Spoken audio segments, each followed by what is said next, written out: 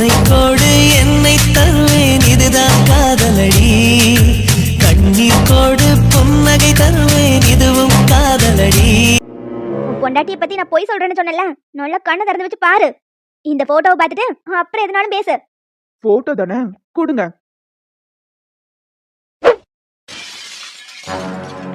டேய், உனக்கு கொஞ்சமாவது அறிவு இருக்கடா? போன் எதுக்கு தூக்கி போட்டு உடைச்ச? அவ கூட எவனோ இருக்கிற மாதிரி போட்டோவை ரெடி பண்ணி எடுத்துட்டு வருவீங்க. அதை பாத்துக்கிட்டு நான் பதில் வேற சொல்லணுமா? இங்க பாருங்கம்மா, என்ற பொறுமைக்கும் ஒரு எல்லை உண்டு. அந்த போட்டோவை பார்த்துட்டு அப்புறம் நீ முடிவு பண்ணிருக்கணும். அந்த போட்டோல இருந்த பையன் அவ கூட படிச்ச பையன் தான். அவகிட்ட ஆமாவா இல்லையான்னு கேட்டு பாரு. என்னத்த கேட்க சொல்றீங்க? இது வரைக்கும் என்ற பொண்டாட்டி என்கிட்ட எதையும் மறைச்சது கிடையாது. அவகிட்ட கேள்வி கேட்கணும்னு அவசியமே கிடையாது. அப்பா சாமி, உன் பொண்டாட்டி ரொம்ப நல்லவதான். உண்மையை மட்டுமே பேசுற உத்தமினா. அந்த போட்டோல இருக்கிற பையனுக்கும் எனக்கு எந்த சம்மந்தமும் இல்ல. அவன் எனக்கு யாருனே தெரியாதுன்னு சொல்லு பார்க்கலாம். இப்ப மட்டும் அவன் யாருனே தெரியாதுன்னு அவ சொல்லிட்டான்னா, இந்த நிமிஷமே அவளை கூட்டிட்டு நான் தனி கொடுத்துட்டு போயிட்டே இருப்பேன். அதுக்கு முதல்ல அவன் யாருனே தெரியாதுன்னு அவ சொல்லட்டும். உனக்கு அவன் யாருனே தெரியாதுன்னு சொல்லு. இந்த வீட்டை விட்டு முதல்ல வெளியே போவோம். இந்த வீட்டுல இனியும் இருந்தா உன் மேல தேவையில்லாத பழியதான் சுமத்துவாங்க. ஆமாமா, உன்ற பொண்டாட்டி எப்படி பெரிய உத்தமி. வாய் திறந்து சொல்லு. அமைதியா நிக்கும் போதே தெரியல. என்னடி பேசாம அமைதியா நிக்கிறா? வாய் திறந்து சொல்லு. அந்த போட்டோல இருக்கிறவனுக்கும் எனக்கும் எந்த சம்மந்தமும் கிடையாதுன்னு சொல்லு. என்னங்க திவ்யா, சொல்லு. நான் உங்ககிட்ட ஒன்னு சொல்லணும். ஏய் நிறுத்தடி. அந்த போட்டோல இருக்கிறவன எனக்கு தெரியவே தெரியாது. அவனுக்கும் எனக்கும் எந்த சம்மந்தமும் கிடையாதுன்னு மட்டும் சொல்லு. மொத்தபடி நீ ஒன்னும் பேச வேண்டாம். திவ்யா, சொல்லு. அது வந்து அதி, அந்த போட்டோல இருக்கிற ஆள எனக்கு ஏற்கனவே தெரியும். தெரியும்னா? ஏய், கேக்குறல, சொல்லு. நான் சொல்றத கொஞ்சம் பொறுமையா கேளுங்க. அவர் என் கூட காலேஜ்ல ஒன்னா படிச்சவர் தான். ஒரு தடவை கோவில பார்த்து பேசினாரு. அதுக்கப்புறம் காலேஜ்ல வந்து அவ தங்கச்சியை சேர்க்கறதுக்காக ஒரு தடவை பார்த்து பேசியிருப்போம், அவ்வளவுதான். மத்தபடி எனக்கும் அவருக்கும் எந்த சம்மந்தமும் கிடையாது. டேய், அத்தனையும் நடிப்பு. அந்த பையன் 8 வருஷமா இவளை காதலிச்சிருக்கான். அவ பேசிட்டு இருந்தத நானும் நின்று கேட்டுக்கிட்டு தான் இருந்தேன். அவர் என்ன காதலிச்சது என்னமோ உண்மைதான் ஆதி. ஆனா நான் அவரை காதலிக்கவே இல்லை. எனக்கு அவரை யாருன்னு கூட தெரியாது. காலேஜ் படிக்கும் போது நான் அவரை பார்த்தது கூட இல்லை. காலேஜ் கெட் டுகெதர் பார்ட்டினா என்ன ஒரு முறை நீங்க அனுப்பி வச்சிங்கல்ல, அன்னைக்குதான் ஒரு ஃப்ரெண்டு மூலமா இந்த விஷயம் எனக்கு தெரிய வந்துச்சு. அது வரைக்கும் எனக்கு எதுவுமே தெரியாது. அந்த கோவில் அன்னைக்கு மீட் பண்ணும்போது கூட எதிர்த்தியா தான் மீட் பண்ணோம். அவர் பார்த்ததுமே நான் கண்டும் காணாம வரதான் பார்த்தேன். அவர் தான் நிப்பாட்டி என்கிட்ட எப்படி இருக்குன்னு விசாரிச்சு பேசிட்டு இருந்தாரு. அவர் மனசுலயும் எந்த தப்பான எண்ணமும் இல்ல ஆதி. அது எப்படி நீ முடிவு பண்ணுவ? அவன் எந்த எண்ணத்துல பேசினானோ, இல்ல நீ அவன்கிட்ட எந்த எண்ணத்துல பேசுனியோ? ஆமா, இதெல்லாம் ஆதி இருக்கும்போது பேசிருக்க வேண்டியதானே. அது என்ன இல்லாத போது வர வச்சு பேசுறது? அத்தை, அபாண்டமா வழிய போடாதீங்க. நான் வேணும்னே அவரை வர வச்சுலாம் பேசல. அன்னைக்கு எதிர்த்தியா தான் நம்ம கோயிலுக்கு போனோம். சத்தியமா அவரை வர வச்சுலாம் நான் பேசல. எதிர்த்தியா தான் பேசணும். இப்பவாவது ஒன்ற சுயரூப வெளியே வந்துச்சே. அம்மாடி என்ன நடிப்பு. டேய், இப்பவாவது இவளை பத்தி நல்லா புரிஞ்சுக்கோ. உன் உத்தம பத்தினி என்ன வேஷம் போட்டிருக்கான்னு பாரு. இப்பவே அவளை தலைமுழுகி வீட்டை விட்டு வெளியே அனுப்பிடு. அப்பதான் ஒன்ற வாழ்க்கையாவது நல்லா இருக்கும். இல்லைன்னா இவகிட்ட நீ என்னமோ ஏமாந்துட்டு இருக்க வேண்டியதுதான். ஆதி, நான் இதெல்லாம் மறைக்கணும்னு நினைக்கல ஆதி. சத்தியமா சொல்றேன். எதிர்ச்சியா மீட் பண்ணோம். சொல்ற அளவுக்கு இது பெரிய விஷயம் இல்லைன்னு தான் நினைச்சேன். இப்படி போட்டோ எடுத்துட்டு வந்து உங்ககிட்ட காட்டி இதை இவ்வளவு பெரிய விஷயமாக்குவாங்கன்னு எனக்கு தெரியாது.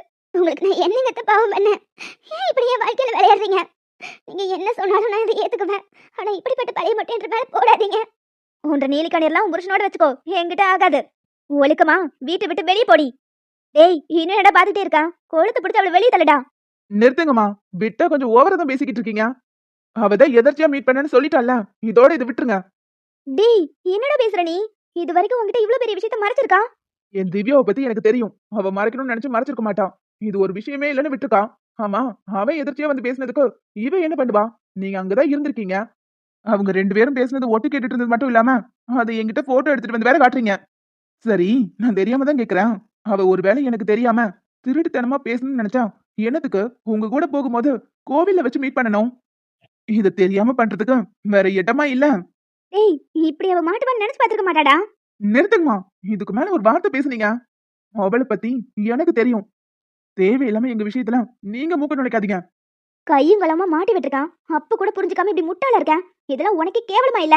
அவங்க 2 பேரும் எதர்ச்சியா மீட் பண்ணத போட்டோ எடுத்து எங்களுக்குள்ள பிரச்சனை உண்டாக்கணும்னு நினைக்கிறீங்களா? அதுதான் ரொம்ப கேவலமா இருக்கு. தயவு செஞ்சு இதுக்கு மேல என்ன பேச வைக்காதீங்கம்மா. ரூமை விட்டு வெளியே போங்க. என் பேச்சை விட அவ பேச்சு தானே நம்புறேன். நீ அனுபவிப்படா, நல்லா அனுபவிப்ப. இதுக்கெல்லாம் சேர்த்து மொத்தமா ஒரு நாள் செய்வா. அப்ப தெரியும் உனக்கு. அதி ஆதி, ரொம்ப தேங்க்ஸ் ஆதி. நீங்க புரிஞ்சுப்பீங்கன்னு எனக்கு தெரியும். எட்ரி கைய ஆதி, எடுடிங்கிறல்ல. மாமா புரிஞ்சுக்கோங்க மாமா. நான் வேணும்னே அவங்க கிட்ட போய் பேசல. பைத்தியக்காரி, பலார்னு ஒண்ணு வெச்சன வை. முன்னாடியே நீ இந்த விஷயத்த சொல்லியிருந்தீனா என் அம்மா இப்படி வந்து பேசியிருக்க முடியுமாடி? புருஷன் பொண்டாட்டிக்குள்ள ஒளிவு மறைவு இருக்கக்கூடாதுன்னு நினைக்கிறவன் நான். இது வரைக்கும் ஏதாவது ஒரு சின்ன விஷயத்தையாவது உங்ககிட்ட நான் மறைச்சிருப்பேனா? என்ன சந்தோஷமோ துக்கமோ எதுவா இருந்தாலும் திவ்யான்னு உன்கிட்ட தானே வந்து முதல்ல சொல்றேன். ஆனா நீ இவ்ளோ பெரிய விஷயத்த மறைச்சிருக்க. ஆதி, சத்தியமா சொல்றேன், நான் தப்பா எதுவுமே. நீ தப்பா எதுவுமே பேசியிருக்க மாட்டேன்னு எனக்கு தெரியும். அவனோட நோக்கமோ தப்பா இருக்கும் நான் சொல்ல வரல. ஆனா இந்த விஷயத்த முன்னாடியே சொல்லியிருந்தா எனக்கு இந்த அசிங்கம் ஏற்பட்டுக்காதுல. சரி, அத கூட விட்டுலாம். ஆனா என்ற பொண்டாட்டி என்கிட்ட எந்த பொய்யும் சொல்ல மாட்டா. உண்மையாதான் இருப்பான்னு நம்பிக்கிட்டு இருக்கேன்ல. அந்த நம்பிக்கைய உடைச்சிட்டுல திவ்யா நீ. மன்னிச்சிருங்க மாமா. நான் வேணும்னே எதையும் பண்ணல. இது எதிர்ச்சியா நடந்தது. இது சொல்லணும்னு அவசியம் இல்லைன்னு தான் நினைச்சேன். இது சொல்ற அளவுக்கு பெரிய விஷயம் இல்லைன்னு தோணுச்சு. பெரிய விஷயமோ சின்ன விஷயமோ எதுவா இருந்தாலும் நீ என்கிட்ட சொல்லிருக்கணும் திவ்யா. சொல்லாம இருந்தனாலதான் இப்படி ஒரு பேச்சு வீட்டுக்குள்ள வந்துருச்சு. இந்த அசிங்கம் உனக்கு தேவையாடி? அத்தை இப்படியெல்லாம் பேசுறது புதுசாங்க மாமா. இதெல்லாம் வழக்கம் தானே, எப்பவும் நடக்கிறது தானங்க மாமா. விடுங்க ப்ளீஸ்.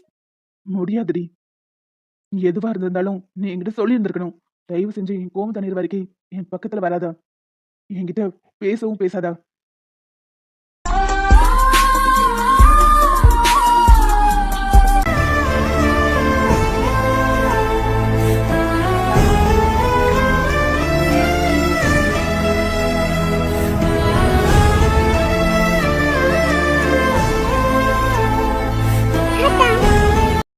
நானும் 2-3 நாளா உங்களை கவனிச்சுட்டு தான் இருக்கேன். 2 பேரும் ஒருத்தருக்கு ஒருத்தர் பேசிக்காம மூஞ்சி தூக்கிட்டு போறீங்க. என்ன பிரச்சனை உங்களுக்குள்ள? அதெல்லாம் ஒண்ணுமில்ல.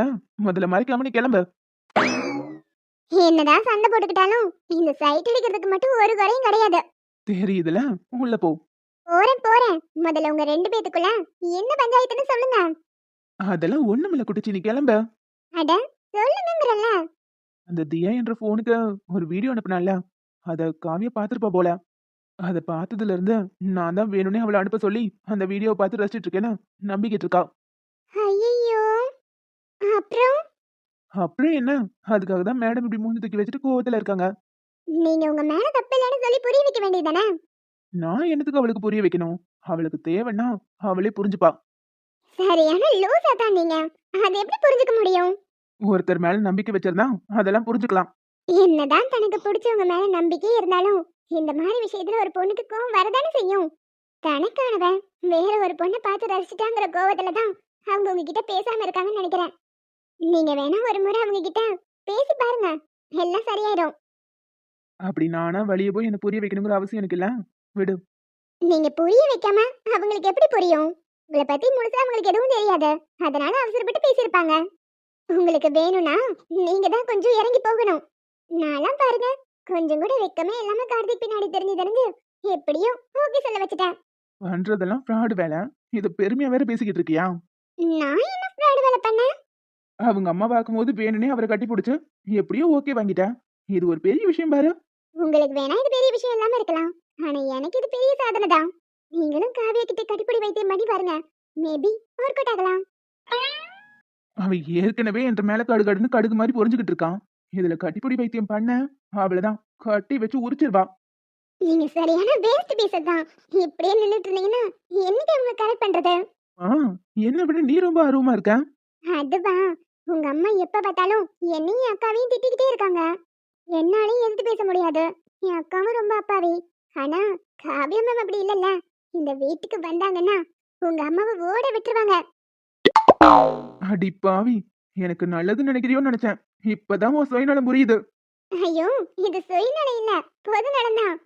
உங்களுக்கு உங்க லவ் கிடைச்சிரும், எனக்கு உங்க அம்மா கிட்ட இருந்து திட்டு வாங்குறதுல இருந்து தப்பிச்சிடலாம். ஒரே கல்ல 2 மாங்காய். நல்ல ஐடியா. Hi Kavya ma'am.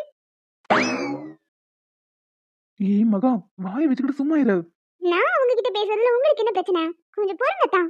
என்னங்க மேம், கூப்பிட கண்டுக்காம நிக்கிறீங்க, கொஞ்சம் இங்க வாங்க. எது கூப்பிட்டேன்? நீங்க சும்மா தனியா தான் நின்னுட்டு இருந்தீங்க, அதான் உங்க கூட கொஞ்ச நேரம் பேசிட்டு இருக்கலாம்னு கூப்பிட்டேன். ஆமாங்க மேம், எனக்கு ஒரு டவுட். என்ன டவுட்? பாடத்துலயா? சிச்சி, பாடத்துல எனக்கு எதுக்கு டவுட்லாம் வரப்போகுது? அப்படியே வந்தாலும் அதை கிளியர் பண்றதுக்கு என் அத்தா இருக்காரு. அப்படி இல்லைன்னா எங்க வீட்ல ஒரு பெரிய வாத்தி இருக்கு பாருங்க, அது கிளியர் பண்ணும். பெரிய வாத்தியா? அது யாரு? வேற யாரு? என்ற அக்கா தான். அவளுக்கு வேற பொழப்பே கிடையாது. காலேஜ்ல இருந்து வந்ததுமே புக் எழுதி படி படின்னு டார்ச்சர் பண்றா மேம். இந்த வயசுல படிக்கிறது தானே முக்கியம். 2 வருஷம் கஷ்டப்பட்டு படிச்சிட்டீனா அதுக்கப்புறம் என்ன மாதிரி ஒரு நல்ல வேலையில போய் உட்காரலாம். இந்த டீச்சிங் ஃபீல்ட்ல இருக்கிறவங்க எல்லாரும் ஒரே மாதிரி தான் யோசிக்கிறீங்க. சும்மா ஜாலியா ஜெனரலா உங்களுக்கு பேசவே தெரியாதா? எப்ப பாரு பாடம் படிப்பேன. இப்ப என்ன பேசணும் உனக்கு? என்கிட்ட பேசிட்டு இருக்கிறதுக்கு உங்களுக்கு என்ன இருக்க போகுது? நீங்க என் அத்தா கிட்ட பேசிட்டு இருங்க. நான் வரேன்.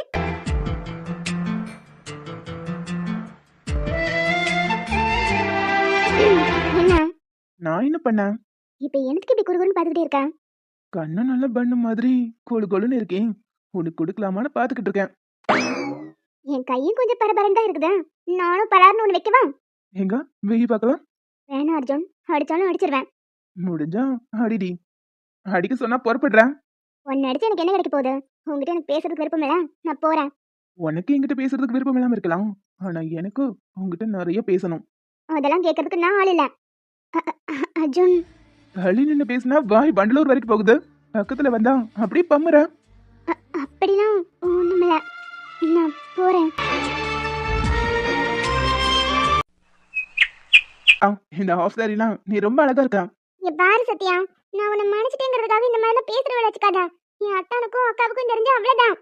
அட என்ன மகா நீ இன்னும் சின்ன குழந்தை மாதிரி அக்கா திட்டுவாங்க அத்தான் திட்டுவாங்கன்னு சொல்லிக்கிட்டு இருக்க. நீ யார் கூட வேணாலும் பேசுறதுக்கு உனக்கு ரைட்ஸ் இருக்கு. அதெல்லாம் எங்களுக்கு தெரியும். இருந்தாலும் ஏன் அத்தான் பேச்சையும் அக்கா பேச்சையும் நான் மீற மாட்டேன்.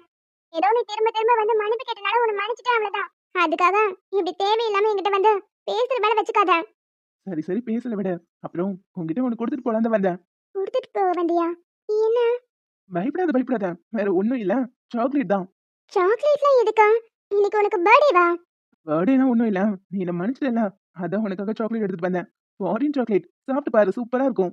இல்ல இல்ல, எனக்கு ஒன்றும் வேண்டாம், நீயே சாப்பிட்டுக்கோ. இதை வாங்கிக்கோ மகா. என் ஃப்ரெண்டு ஒருத்தன் ஃபாரின்ல இருந்து வந்தான். பாக்ஸ் நிறைய சாக்லேட் வாங்கி கொடுத்தான். அதான் உனக்கு எடுத்துட்டு வந்தேன். நீ என்ன மன்னிச்சது உண்மையா இருந்தா வாங்கிக்கோ. இல்ல இல்ல, அதெல்லாம் ஒன்றும் வேண்டாம். நான் உன்னை மன்னிச்சிட்டேன் தான். அதை அட்வான்டேஜ் எடுத்துக்கிட்டேன். என்கிட்ட இப்படிலாம் வந்து பேசிட்டு இருக்காதா. நான் போறேன். அட வாங்கிக்கோங்கிறல்ல. சத்யா வேணாம். அட புடி மகா. ச்சே கையை தொட்டாலே ஷாக் அடிக்குது. என்ன தளதளன்னு இருக்கா.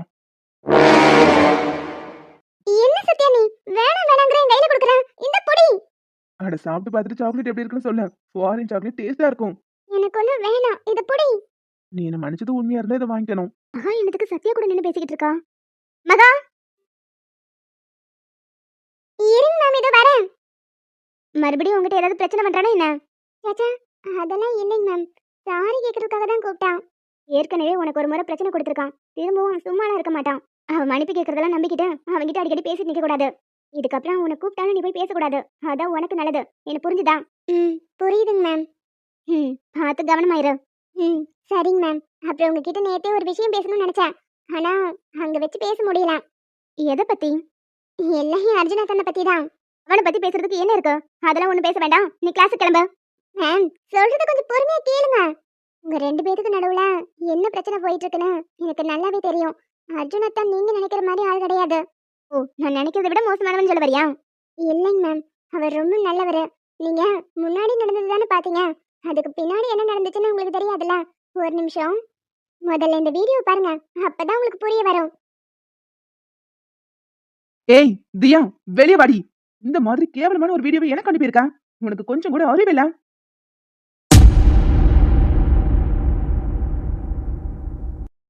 மகா இதெல்லாம் எப்ப நடந்தது? வீடியோ பார்த்த அடுத்த நிமிஷமே பைக் எடுத்துட்டு அத்தான் கிளம்பிட்டாரு. பின்னாடி நானும் போனேன். பொள்ளார்னு ஒரு அறை விட்டான். அவளை நல்லா நாக்கு பிடுங்குற மாதிரி கேள்வி கேட்டுதான் விட்டாரு. கூடவே அவங்க அப்பாவும் நிக்கிறாரு பாருங்க. அர்ஜுன் இப்படிலாம் பேசிருப்பான்னு நினைச்சு கூட பார்க்கல. நான் தான் அர்ஜுனை தப்பா புரிஞ்சுக்கிட்டேன். இப்பவாவது உங்களுக்கு சரியா புரிஞ்சுதே. இங்க பாருங்க மேம், இது வரைக்கும் சின்ன வயசுல இருந்து எத்தனையோ முறை என் அத்தா வீட்டுக்கு அடிக்கடி நான் வந்துட்டு போறது உண்டு. எத்தனை நாளா அவர் ரூம்லயே படுத்து தூங்கியிருக்கேன் தெரியுமா? அவரும் எத்தனை நாள் என்ன தூங்க வச்சுட்டு என் கூட இருந்திருக்காரு தெரியுமா? ஆனா ஒரு நாள் கூட தப்ப ஒரு பார்வை கூட அவர் பார்த்ததில்ல. நான் தூங்கும் போது என் பக்கத்துல இருப்பாரு. ஆனா பாதுராத்திரில நான் எந்திரிச்சு பார்க்கும்போது எனக்கு பெட்ஷீட்டை போத்தி விட்டுட்டு அவர் ரூமுக்கு போயிடுவாரு. பொண்ணுங்க மேல எப்பவுமே அவருக்கு தனி மதிப்பு உண்டு. சும்மா கிண்டல் கேலியா விளையாட்டா 4 பேர்கிட்ட வம்பளுத்து பேசுவாரே தவிர அசிங்கமா ஒரு பார்வையோ தப்பான ஒரு எண்ணமோ அவருக்கு என்னைக்குமே வந்தது கிடையாது. நீங்க நினைக்கிற மாதிரி என் அத்தை கேவலமானவர் கிடையாது, ரொம்ப நல்லவர். புரியுது மகா, நான் தான் அவசரப்பட்டுட்டேன். சரி விடு, நான் அவன்கிட்ட பேசிக்கிறேன். ம், சரிங்க மேம். உங்க பிரச்சனை சரியானா போதும். என் அத்தை எப்பவுமே ஜாலியா சுத்திட்டு இருப்பாரா? 2-3 நாளா சோகமா உங்களை பார்த்துட்டே இருக்கும்போது மனசுக்கு ரொம்ப கஷ்டமா இருந்துச்சு. அதான் உங்ககிட்ட வந்து சொன்னேன். அப்புறம் இன்னொரு விஷயம், அடிக்கடி இந்த மாதிரிலாம் சந்தேகப்பட்டு பேசிடாதீங்க. ஏன்னா ஒரு முறை வேணான்னு முடிவு பண்ணிட்டாருன்னா எப்பவுமே வேணான்னு வச்சிருவாரு. திரும்ப அதை பத்தி யோசிக்கவே மாட்டாரு. சரி மகா, சரி நீ கிளாஸ்க்கு போ, நான் பாத்துக்கிறேன். டேய், ஃபாரின் சாக்லேட்லாம் கொடுத்து கரெக்ட் பண்றேன். அது ஒன்றும் ஃபாரின் சாக்லேட் கிடையாது. அது வேற மாதிரி ஒரு சாக்லேட். என்னடா மச்சான் சொல்றேன்? வேற மாதிரி சாக்லேட்டா? புரியல. அதுல போதை மருந்து கலந்துருக்கு. டெய்லியும் ஒவ்வொரு சாக்லேட்டா கொடுப்பேன். ஒரு கட்டத்துக்கு மேல அதுக்கு அவளே அடிமையாயி என்கிட்ட வந்து சாக்லேட் வேணும்னு கேப்பா. கடைசியில நான் நினைச்சதை சாதிச்சிருவேன். டேய், என்னடா சினிமா ரேஞ்சுக்குலாம் யோசிக்கிறேன்? இதெல்லாம் நான் படத்துல தான் பார்த்திருக்கேன். போதை சாக்லேட்டா? இந்த சாக்லேட்டை கொஞ்சம் கொஞ்சமா கொடுத்து அவளை அடிமையாக்கி அவளை நானே அடைய போறேன்.